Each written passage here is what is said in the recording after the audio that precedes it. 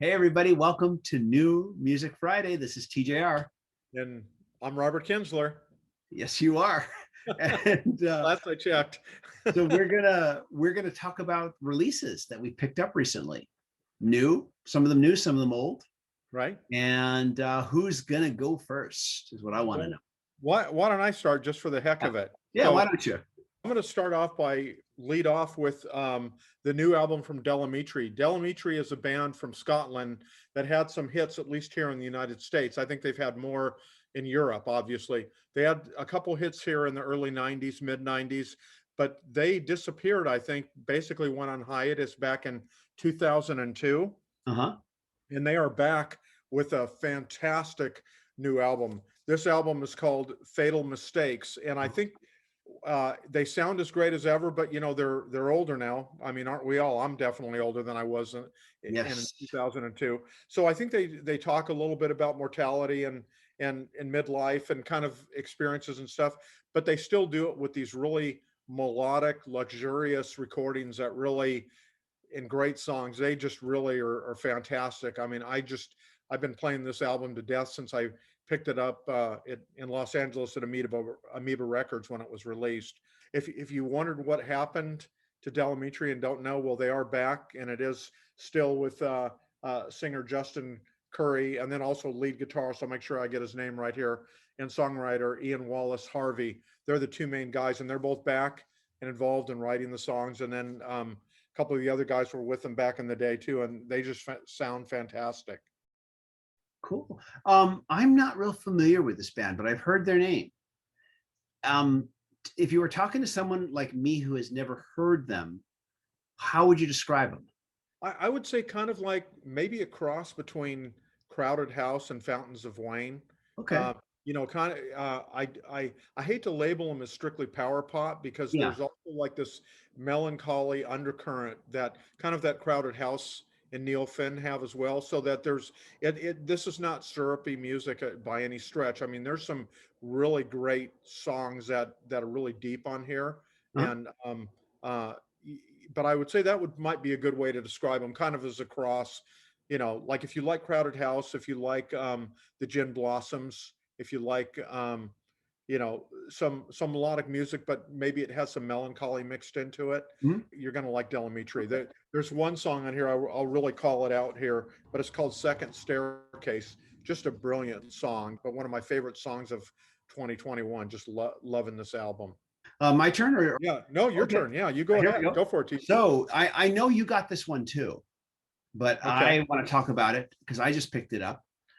Came out just the other week. Hardware by Billy F. Gibbons. There you go. You got Yeah, yours. I got mine. I got my Yours is copy. CD, right? I have the CD copy. Been loving it. Yeah, I've got the vinyl here. Do me a favor. I'm just curious. The vinyl version, I'm assuming it's the same kind of thing. It's actually kind of got this raised printing. You can like feel textures. Does your No, CD replicate that? no. It's Just cool. smooth? I mean, yeah, it's cool. But no, it folds out like this. I'll back up a little bit so you can see it. Okay. Very nice. So, very nice here. Yeah. Mine, of course, yeah, similar graphic. And but yeah, there's this kind of textured feel. You can feel a difference from like say the background to the car here. You feel these kind of raised textures throughout the cover. I'm just curious if they did that on the CD or Yeah, not. no, it's not. It's very nice, but it's just conventional printing. Okay, cool. No worries. But yeah, we both really like this album, right? Oh yeah, and I think I don't remember if I was talking to you or if I was talking to my friend Photo Bob, who goes with me to a lot of the shows. But Yeah. it's amazing how Billy Gibbons has this really raspy voice, but boy, it is just so perfect for the music. Oh It's yeah. like some singers when they maybe they get a little bit older, their voices deteriorate a little bit. Like I know Bob Dylan. A lot of times people really get after him about his vocals are not as strong as they used to be. I'm telling you, Billy Gibbons just sounds awesome. Yeah. In fact, I will say this is his third solo album. If you Right. count, Third if you solo count album. the one that was Billy Gibbons and I think the BFGs. Right. I think Called, that's what it was. Yeah. yeah, I think this is the best of them, Mhm. in my opinion. I like the Big Bad Blues, which came out a while back, I think a couple years ago. But Yeah. this album, I think, is even stronger. The first one was Billy Gibbons doing, the blues rock that he does, but with the added flavor of Afro-Cuban beats. Hmm. The Big Bad Blues was exactly what the title was. It's just him doing the blues. Right. But this one here, there's a lot of diversity within the genre that he does, which is this rocked out blues music that ZZ Top is known for. Yeah. But there's still a I lot mean, of diversity in and this. TJ, there's a lot of I know it was recorded in the high desert of Southern California, I think near Joshua Tree National Park. There's a lot of atmosphere, and it's like a lot of Yes, the characteristics of kind of that area seems to have somehow been soaked into the music, and I know you can see it in a lot of the music videos too that have been accompanying the. I think there's been about either 3 or 4 music videos he's done for some of the tracks, but it's just really, this is an album you can put it on, shut your eyes, and really kind of lose yourself in the music. I agree. And I've not seen any of these videos you're talking about, but I'm going to have to go see them. Oh, you're going to want to check them out. Yeah. Yeah. But no, I agree. There is an atmosphere to this album that is different from the Big Bad Blues. And there's a lot of textures. I remember I've listened to it a couple times. I just got it the other day, but there are moments where it feels very expansive, Hmm. Hmm. almost epic. And then there are moments that feel like something off of Eliminator, where you've got kind of those, not quite the electronic drum beats of Eliminator, but you've got that feel, you've got some of that dance music feel to it. There's some of there are some riffs on this song, some of his guitar riffs. There was one song in particular where it was just the most metal I've ever heard him sound. Hmm. As far as that thick, grinding, guitar tone. Yeah. Where Yeah. that's the most metal I've ever heard him sound like. Yeah. Yeah. But He yeah, just, he I sounds like great. this one a whole lot better. I And like the Big Bad other thing Blues, but I like this one better. the thing I want to point out too is he even has Lark and Poe, who is this great duo I've seen at the Doheny Blues Festival. These two sisters that are just they sing great. I mean, as siblings often do, and they are just great players. And they join him on Stacking Bones, and that's another Yes. great song on the album. And but he just sounds like he's having a blast. Yeah. And he has nothing to lose, nothing to gain. I mean, he's just leaving it all out there, and it's just fantastic. He's made 3 really great solo Oh, yeah. albums. They're all really good. I mean, I'm not putting down the others when I talk about this one. I just thought this one was the best so far. Yeah. And Larkin and Poe sound great on Yeah. this album, on that song. But yeah, this album really exceeded my expectations on it. And the bonus, the early advanced tracks, of course, once again, very strong. Lone Star Junkie, which was one of the advanced tracks. You can hear a lot of surf music influence in that one. In that one you can definitely. Yeah. That's what I'm saying. There's a lot of diversity in this album. It's all him.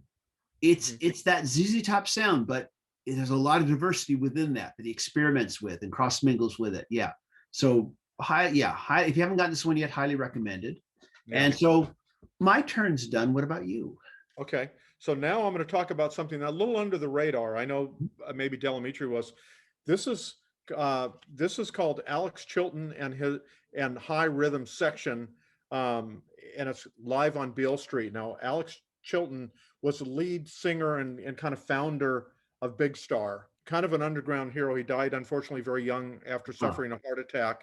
He performed at a benefit with Al Green's backup band on October 7th, 1999 in Memphis, Tennessee. And they do a lot of great covers, whether it's like Kansas City, Lucille, they do Boogie Shoes. Obviously, it was like just something they threw together quickly because they were playing a benefit. But this recording has never seen the light of day. And for people that are fans of him or fans of Big Star, it's kind of one of these hidden gems, and you're not necessarily going to be hearing it on the radio. So I just wanted to maybe highlight it a little bit here. So I like that artwork. Yeah. Can It's great. a little closer. I like that artwork. Yeah. Yeah. Does it open up? Yes, it does. Yeah. Here, let me open that up so you can see it here. Yeah. Some great liner notes on it. So sorry about that. So yeah. Then just a lot of details about how this came about and stuff. And like I said, it's just a really because Big Star did so few recordings, and because he's been gone, it's nice when a recording like this comes back, and then you get to experience it a little bit. So, and what I would tell people is if you're not familiar with Big Star, first check out Big Star's albums and then maybe go to this too. And Alex Chilton, they might actually know him better when he was, I think, in his mid-teens. He was the lead singer of the Box Tops in the 60s. People probably know them for that huge hit they had, The Letter, which is still here on Yes. classic radio. And Yeah. that's something he did when he was in his teens. And then Wow. in his 20s with Chris Bell, he formed Big Star. I And had no idea. yeah, yeah, Wow. but yeah, it's like big fame kind of eluded him after the Box Tops. I mean, he very talented, but Big Star just didn't get their break, and so influential to bands like the Bangles and REM and some of the other indie rock and power pop bands that came up after. Wow. And but yeah, it's just a kind of a really gem thing. Like I said, it's just one thing they did, but at least it's presented here, the recording, so we get to all experience it and hear it now. And you have another recent release, if I'm not mistaken. I do. You do. And I You think want you me to should hold it talk up? about it first. I really do. Yeah. Okay, so this is and sorry, this is Van Weezer. Right, and this came out about a month ago, and I listened to it through streaming at first, and I go, "Wow, this is great! I have to go pick this one up." And Uh-huh. God, what a great album this is! And this is Weezer, of course. Now, And this is what is Weezer. why is it called Van Weezer? What Van is like Weezer. what are they covering Van Halen songs? What's going on here? Well, I think what you hear is little bits of like of other 80s band, 80s These and rock bands? hard rock, Yeah. but no, it's their songs. Okay. So Huh. But you hear bits of other songs within their yeah, song? like you when you listen to it, it's like things are reminiscent. Like you go, wait a minute, was that Rainbow? Was that Black Sabbath? Oh, okay. I mean, Okay. it's a tribute, obviously, to that era of hard rock. Think of Yeah. like Van Halen and White Snake and Lita Ford. I mean, I'm trying to pull these '80s names out. Not the prog rock side of the like. It's not I know Asian. what you're talking about. It's definitely the hair bands. Yeah, you're talking Yeah. Van Halen, bands Right. like Kiss. Right. And I know that Rivers Cuomo, he's a fan of that era and those hair metal bands. And so, yeah, I get it. I get Yeah. it now. I knew Yeah, it was no, some kind of a tribute, but I wasn't sure exactly what they were doing exactly. Yeah. So No, these are their original songs, but within those songs, you're going to hear elements of these other songs if you listen carefully exactly. within it. Okay. Exactly. Yeah, and they're definitely reminiscent. But some of the songs, I have to say, are to me sounded fully original and didn't even necessarily recall that. It's like again, Weezer's pretty much their own animal, so to speak. Yeah. They kind of do what they want to do.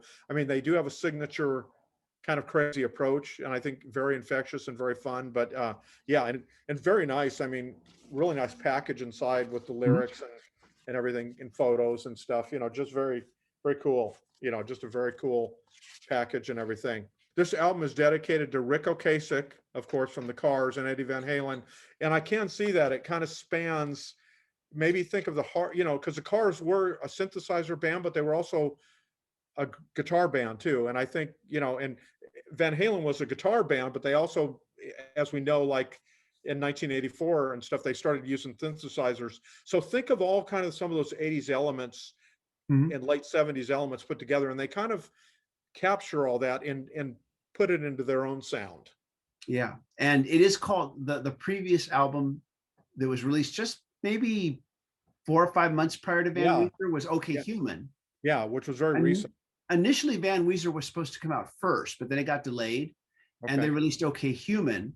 And Okay Human, which I do have and I've heard, which I enjoyed, is very much his kind of, in some respects, tribute to Brian Wilson, in that it features almost no guitar. It's piano, bass, and drums, and then orchestral instruments. And it's very thickly and lushly layered.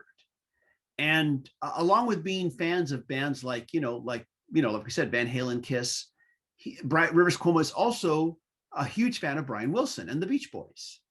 And so this is maybe his tribute to not only the Beach Boys, and Brian Wilson, but also Pet Sounds. And I enjoyed that album. I don't know if you ever got to hear it.